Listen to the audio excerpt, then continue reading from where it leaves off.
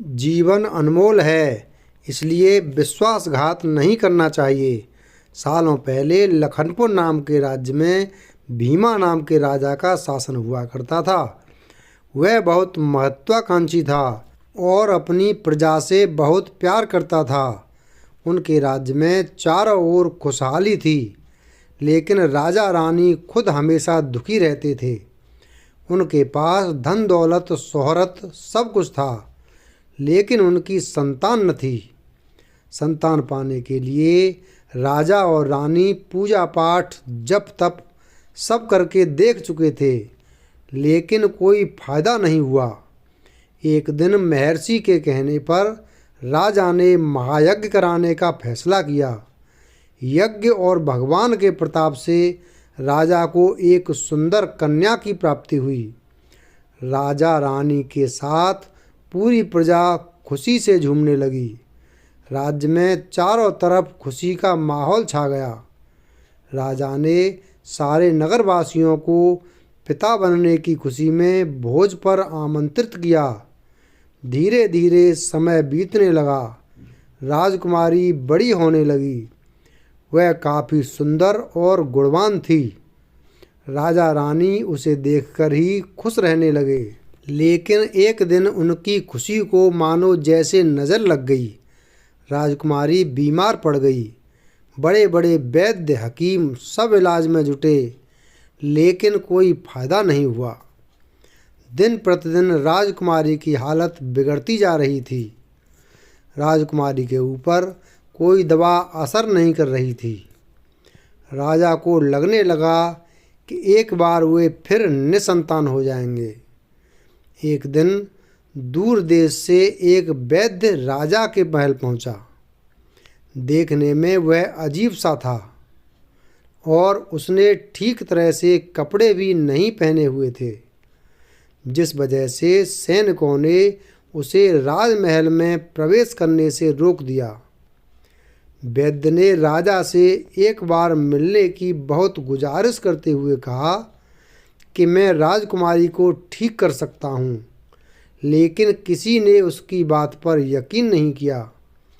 सैनिक उस वैद्य को राजा के पास लेकर गए। वैद्य ने सबसे पहले राजा को अपना परिचय दिया और कहा कि मैं आपकी बेटी को ठीक कर सकता हूँ। राजा उसकी बात सुनकर प्रसन्न हुआ, लेकिन उसका रहन सहन देखकर राजा ने भी उस पर यकीन नहीं किया। उधर राजकुमारी की तबीयत दिन प्रतिदिन खराब होती जा रही थी, इसलिए राजा किसी वैद्य पर यकीन नहीं कर पा रहे थे। लेकिन उस वैद्य का आत्मविश्वास देखकर राजा ने उसे एक मौका देने का फैसला किया। राजा ने वैद्य को बोला कि अगर राजकुमारी ठीक नहीं हुई तो अंजाम भुगतने के लिए तैयार रहना। इस पर वैद्य ने बोला, ठीक है, लेकिन अगर राजकुमारी ठीक हो गई तो मुझे क्या मिलेगा? राजा ने कहा, जो मांगोगे मिलेगा। वैद्य राजी हो गया। राजा खुद उस वैद्य को लेकर राजकुमारी के पास गया। राजकुमारी बिस्तर पर बेजान सी लेटी हुई थी। ऐसा लग रहा था जैसे किसी ने उसका सारा नूर निकाल लिया हो। चेहरा दर्द में डूबा पीला पड़ गया था। वैद्य राजकुमारी के करीब पहुंचा और नब्ज टटोलने लगा। फिर उसने थैले से जड़ी बूटियों से तैयार दवा की पुड़िया निकाली और राजकुमारी के मुंह में डाल दी। वैद्य ने राजा और रानी से बोला कि आपकी बेटी जल्दी ठीक हो जाएगी। वैद्य की बात सुनकर राजा रानी के मन में बेटी के ठीक होने की एक उम्मीद की किरण जाग उठी। ऐसे ही इलाज करते हुए 2 महीने बीत गए। धीरे धीरे राजकुमारी की हालत में सुधार होने लगा। उसके चेहरे की चमक लौटने लगी। राजा रानी के चेहरे की खुशी भी झलकने लगी। एक दिन वैद्य ने राजा से कहा, महाराज, राजकुमारी अब ठीक हो गई है। ये 1 महीने की पुड़िया बनाकर दे रहा हूँ। इसे समय पर राजकुमारी को देते रहना। इसके बाद राजकुमारी पूरी तरह स्वस्थ हो जाएंगी। यह बीमारी दोबारा उनके पास भी नहीं फटकेगी। अगले दिन राजा ने वैद्य को अपने पास बुलाया और कहा कि वादे के मुताबिक मैं तुम्हें तुम्हारा इनाम देना चाहता हूँ। बताओ तुम्हें क्या चाहिए। वैद्य बोला, सोच लीजिए राजा जी, आप अपने वादे पर कायम रह पाएंगे। राजा ने बोला, तुमने मेरी बेटी को स्वस्थ किया है, बोलो क्या मांगते हो। वैद्य ने मुस्कुराते हुए कहा, आपका आधा राज्य और बेटी का हाथ। इतना सुनते ही राजा आग बबूला हो गया। उसने कड़कड़ाते हुए कहा, तुम होश में तो हो?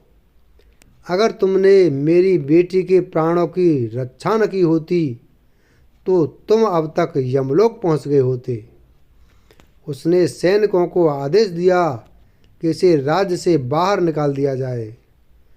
वैद्य कुटिलता से मुस्कुराते हुए वहां से चला गया। इस घटना के कुछ दिन ही बीते थे कि एक दिन फिर राजकुमारी की हालत बिगड़ गई। उसका शरीर नीला पड़ गया। आनन फानन में राजवैद्य को बुलाया गया। राजवैद्य ने बताया कि राजकुमारी को जहर दिया गया है। इसका तोड़ किसी के पास नहीं है। कुछ देर बाद राजकुमारी ने दम तोड़ दिया। पूरे राज्य में मातम छा गया। राजा रानी शोक में डूब गए। छानबीन में पता चला कि वैद्य ने राजकुमारी को 1 महीने खाने के लिए जो पुड़िया दी थी उनमें से ही एक पुड़िया में जहर था। वैद्य को पहले ही शक था कि राजा उसकी बात नहीं मानेगा, इसलिए उसने एक पुड़िया में जहर भरकर रखा था। उसने सोचा कि अगर राजा शादी के लिए मान जाता है तो वह जहर वाली पुड़िया हटा देगा, लेकिन अगर नहीं माना तो इसकी सज़ा राजकुमारी को भुगतनी होगी। वैद्य की चाल कामयाब हो गई। कहानी से सीख, अगर किसी से कोई वादा किया है तो उसे पूरा ज़रूर करना चाहिए।